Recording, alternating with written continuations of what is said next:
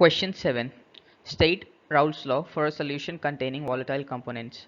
Write two characteristics of solution which obeys Raoult's law at all concentrations. So according to Raoult's law, for a solution of two volatile liquids, the partial vapor of each component of the solution is directly proportional to its mole fraction present in the solution, that is P1 proportional to X1. Therefore,